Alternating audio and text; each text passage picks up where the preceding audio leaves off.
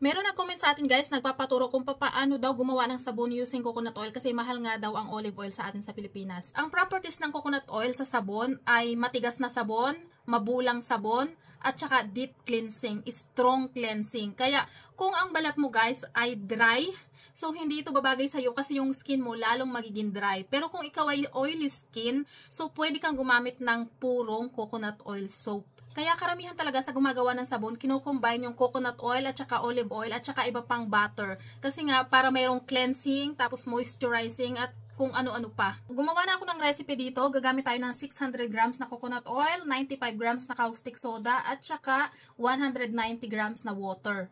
So normally, ang kailangan ko lang talaga dapat dito ay 500 grams na oil. Pero dahil nga yung coconut oil ay very drying sa balat, kaya nag-add ako ng 100 gram. Kaya naging 600 gram siya. Kasi yung 100 gram na yun yung may iwan na unsaponified. Yun yung magiging moisturizer ng ating sabon. Makakatulong siya kahit pa paano para hindi siya sobrang dry sa balat.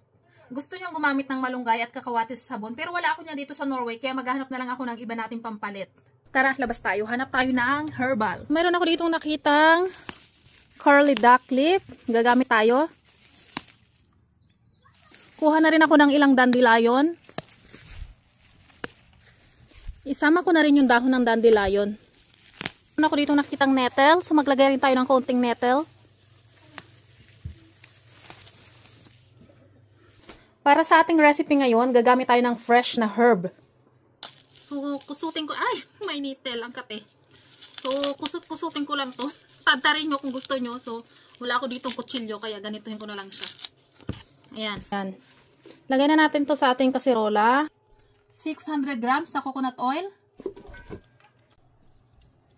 Kadalasan hindi ako gumagamit ng fresh na herbs kasi nga, pag fresh, mas may tendency na magka-mold yung sabon natin. Pero pag pang sarili nyo lang naman yung gagawin nyo, okay na yung fresh. Kasi ako nag-i-stack ako ng sabon pang matagalan, kaya hindi pwedeng fresh yung gamitin ko, dried talaga. Mag-blend ako ngayon ng ating caustic soda. So, unahin na natin yung ating tubig. Kailangan ko ng 190 grams. 190 grams na tubig. Caustic soda, 95 grams.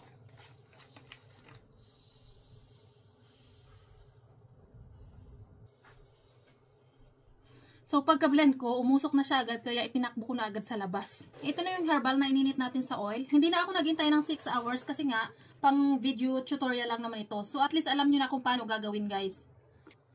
Kung mayroon kayong dehydrator or kaya mainit ang panahon sa atin sa Pilipinas, so mas maganda na i-dry nyo muna yung herbs nyo bago nyo siya i-infuse sa oil.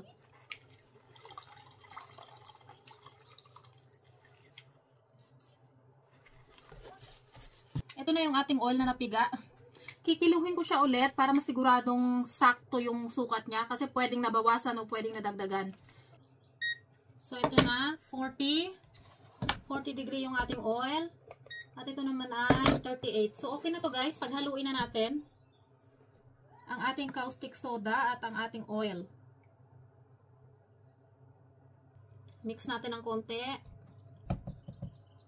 So, kanina, mag-green-green yung oil natin. Pero dahil nga fresh herb yung ating ginamit, pag hinalo na natin to, magiging brown-brown na to. Mag-iiba na ang kulay niya.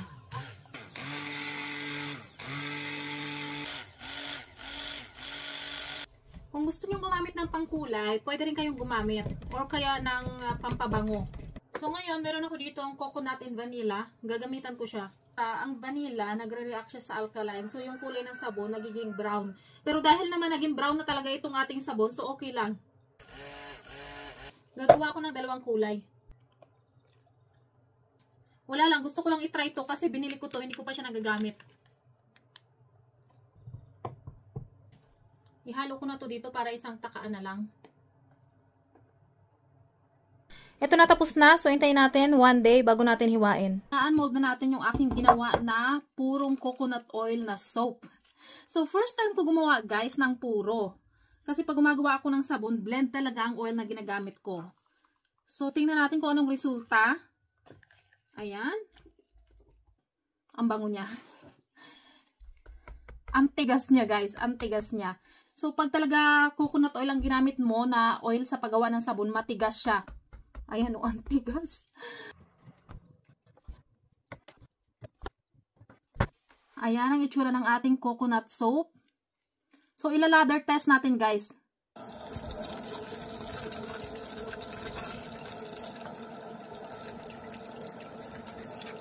Ayan, nakikita nyo naman ang lalaki ng bula niya. Ganito talaga ang coconut oil. Ang naiambag ng coconut oil sa sabon ay bula at saka yung pagiging matigas ng sabon. So, natapos na tayong mag-ladder test at nakita nyo naman sobrang daming bula. Gustong-gusto ko siya kasi sobrang mabula talaga.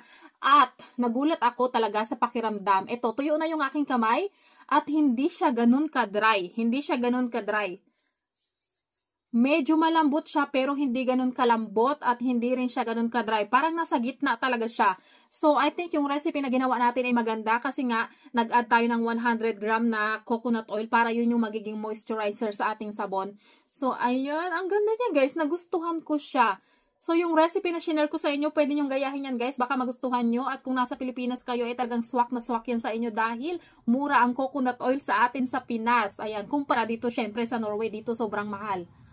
Hala, ang ganda niya talaga. Nagustuhan ko siya. Ang isa pa sa maganda sa coconut oil soap na ito, hindi lang to pwedeng pangligo. Pwede rin tong panglaba.